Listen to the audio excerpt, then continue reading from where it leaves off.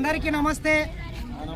ముఖ్యమంత్రి అయిన తర్వాత మొట్టమొదటిసారిగా రేవంత్ రెడ్డి అన్న గారు కొడంగల్ నియోజకవర్గంలోని మద్దూరుకి వస్తున్నాడు. ముఖ్యంగా పార్లమెంటుకు సంబంధించిన ముఖ్య కార్యకర్తల సమావేశం ఉంది. దాని తర్వాత మరి కొడంగల్ నియోజకవర్గంలోనే ఒక ప్రముఖ పుణ్యక్షేత్రమైనటువంటి బావోజీ జాతరకు కూడా రాబోతున్నాడు. కావున రేవంత్ అన్న మొట్టమొదటిసారిగా మద్దూరుకు వస్తున్నాడు. ఏమనిపిస్తున్నది? ఇక్కడ ఉన్నటువంటి వాళ్ళు చాలా సంతోషం వ్యక్తం చేస్తున్నారు.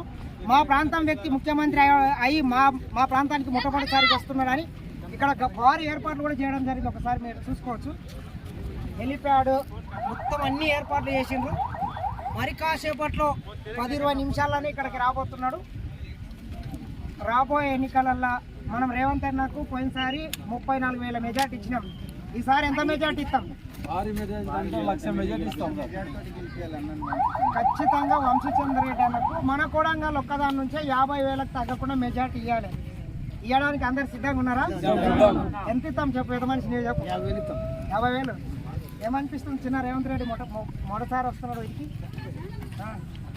ఎందుకు వచ్చినావు? నీ కోటాకు కూడా లేదుగా. రేవంత్ అన్న చూడాలని వచ్చినావా? ఎంత మెజార్టీ ఇస్తాం? ఎంత మెజార్టీ ఇస్తాం కొడంగల్ నుండి? 50,000 ఏం తగ్గదు. మీరు అందరు కరెక్ట్ సిద్ధంగా ఉన్నారు కదా? ఊళ్ళో ఓండి అందరికి చెప్పండి. అమ్మకు, అక్కకు, తాతకు అందరికి చెప్పాలి. ఎందుకంటే ఇది ఇజ్జత్కే సవాల్. వాడు బీఆర్ఎస్ వాడు రావచ్చు, అదేవిధంగా బీజేపీ వాడు, ఇద్దరు ఒకటే. కేసీఆర్ ఏం చేస్తున్నాడు అంటే వాళ్ళ బిడ్డని జైల్లోకి వెళ్ళి ఇడిపించుకురావడానికి డమ్మీ అభ్యర్థుల్ని పెట్టి బీజేపీకి సపోర్ట్ చేయాలని చూస్తున్నాడు. కావున మనం అంతా రేవంత్ అన్నకి ఎట్లయితే పని చేసినామో అంతకు డబల్ పని చేయలే.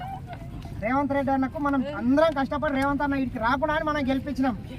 కానీ రేవంత్ అన్న తన ఎన్నికల కోసం కూడా కొడంగల్కి ఇన్నిసార్లు రాలేదు. ఈ పార్లమెంట్ ఎన్నికల కోసం ఇది 3వసారి రావటి. కావున మనం అంతా ఖచ్చితంగా అందరం ఊరు ఇల్లు తిరిగి వాళ్ళు ఎన్ని దొంగ ప్రచారాలు చేసి ఏం చేసినా భారీ మెజార్టీతో గెలిపించాలి. మీరు అందరు మాట ఇస్తున్నారు. అమ్మలకు, అక్కలకు అందరికి చెప్పుండి. బీజేపీ వాడు ఏమో చెప్తాడు, ఇదే అంటాడు, కులం అంటాడు, మతం అంటాడు, మన నెత్తికి మనం ఊసిపోతాడు. అంతకన్నా చేసేది ఏం లేదు. ఈ 10 ఏళ్లలో బీజేపీ వాడు చేసింది కూడా ఏం లేదు. ఏం చేసిండు? నరేంద్ర మోడీ చేసింది ఏం చెప్పండి? ఈ మన తెలంగాణ రాష్ట్రంలో ఉన్నటువంటి ప్రాజెక్టులు అన్ని కాంగ్రెసే కట్టింది. అవునా కదా?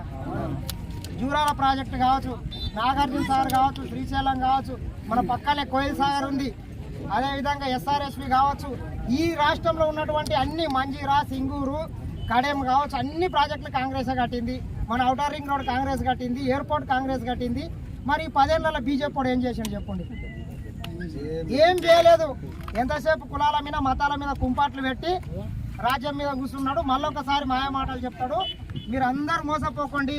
ఊళ్ళో కొందరు చదువుకున్న పిల్లలు, చిన్న చిన్న పిల్లలు ఏదో మతం ముసుగులో వాడు ఇంకేదో చెప్తే కొంచెము ఏదో రకంగా చేస్తున్నారు. మీరు అన్నింటినీ తరిమి కొట్టి రేవంత్ అన్నకి 34,000 మెజార్టీ ఇచ్చినాం. ఖచ్చితంగా ఈసారి వంశీచంద్ర రెడ్డి అన్న కూడా 50,000కు తగ్గకుండా మెజార్టీ ఇస్తాం. సరేనా?